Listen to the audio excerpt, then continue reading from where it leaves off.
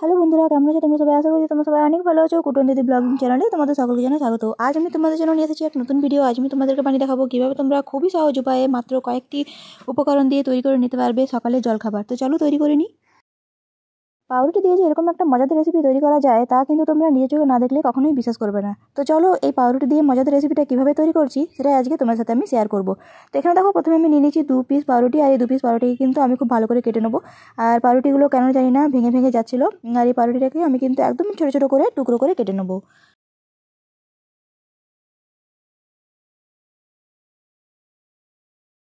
তো এই দেখো, পাউরুটি কিন্তু খুব ভালো করে কাটা হয়ে গেছে। এরপর দেখো, আমি এখানে কড়াই নিয়ে নিয়েছি সামান্য পরিমাণ তেল। তোমাদের মনে হতে পারে যে কড়াইটা কীরকম নোংরা বা কীরকম, তোমাদেরকে একটু বলি আমি যে কড়াইটা কিন্তু নোংরা নয়। আমার মা এটাতে আগে একটা রান্না করেছিল, তারপর সেটা তুলে নেওয়ার পর মা বললো তুই কিছু করবি? তো বললাম হ্যাঁ করবো, তাই জন্য কিন্তু এটাই কড়াইটাই আমি করে নিচ্ছি। তো এখানে নিয়ে দিয়েছি প্রথমে আমি সাদা তেল নেওয়ার পর এখানে আমি দিয়ে নিচ্ছি 1 চামচের মতো হলুদ, 1 চামচের মতো নুন। এরপর আমি দিয়ে নিচ্ছি জিরে এবং ধনে গুঁড়ো প্রায় 1 চামচের মতো এখানে দিয়ে নিচ্ছি। এরপর আমি এখানে দিয়ে নেবো 1 চামচের মতো লঙ্কার গুঁড়ো। তো এই প্রত্যেকটা উপকরণ দেওয়ার পর কিন্তু আমি এখানে দিয়ে নেবো কাঁচা লঙ্কা কুচি এবং দিয়ে নেবো আদা কুচি। এরপর এই প্রত্যেকটা উপকরণকে আমি কিন্তু খুব ভালো করে নাড়াচাড়া করে ভেজে নেবো। এরপর আমি এখানে দিয়ে নিয়েছিলাম একটা আলুকে একদম ছোটো ছোটো করে আমি কেটে রেখেছিলাম, সেগুলো আমি এখানে দিয়ে নিয়েছি। তোমরা চাইলে কিন্তু আরও অন্যান্য সবজি এখানে দিতে পারো, যেরকম ধরো টমেটোটাকে ছোটো ছোটো করে কুচি করে কিন্তু তোমরা এখানে দিতে পারো। আমরা বাড়িতে যেহেতু টমেটো নেই সেই জন্য কিন্তু আমি এটাকে দিইনি। তোমরা চাইলে কিন্তু এখানে ক্যাপসিকাম, পেঁয়াজ কুচিও দিতে পারো। আর এটা কিন্তু আমি বানাচ্ছি একদমই নিরামিষ, তাই জন্য কিন্তু আমি এখানে পেঁয়াজও পর্যন্ত দিইনি। খুব ভালো করে নাড়াচাড়া হয়ে গেলে পরে আমি কিন্তু এখানে মিশিয়ে নেবো প্রায় 3 চামচের মতো টমেটো সস। প্রত্যেকটা উপকরণ খুব ভালো করে ভাজা হয়ে গেলে আমি কিন্তু এখানে উপর থেকে দিয়ে নেবো সামান্য পরিমাণ জিরে।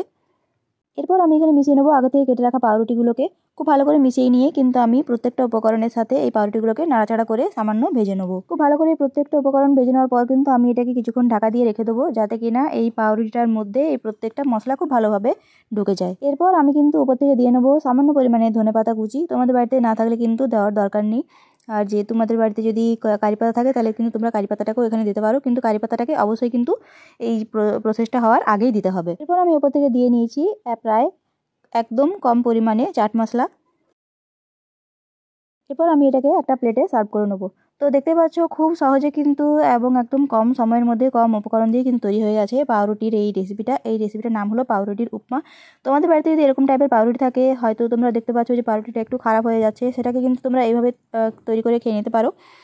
আর যদি তোমাদের বাড়িতে টাটকা পাউরুটি থাকে তাহলে কিন্তু সেই টাটকা পাউরুটিটাকেও তোমরা কিন্তু এভাবে করে নিতে পারো। জ্যাম পাউরুটিতে অনেক খেয়েছো, কিন্তু একদিন পাউরুটির উপমা বানিয়ে দেখো, অবশ্যই কিন্তু তোমাদের খুব ভালো লাগবে। একদম টেস্টি, হেলদি এবং একদম চটপটে কিন্তু এই রেসিপিটা বানিয়ে নিতেও কিন্তু অনেক সোজা। তো আশা করছি আমার রেসিপি তোমাদের ভালো লেগেছে। রেসিপি ভালো লেগে থাকলে কিন্তু চ্যানেলটাকে লাইক, সাবস্ক্রাইব এবং শেয়ার করতে একদম ভুলবে না। সবাই খুব ভালো থেকো, সুস্থ থেকো। খুব তাড়াতাড়ি দেখা হবে তোমার সাথে একটা পরের ভিডিও নিয়ে। আমার ভিডিওটা যদি তোমাদের ভালো লেগে থাকে অবশ্যই কিন্তু কমেন্ট করে জানিও। তোমাদের একটা কমেন্ট কিন্তু আমার জন্য খুবই উপকারী।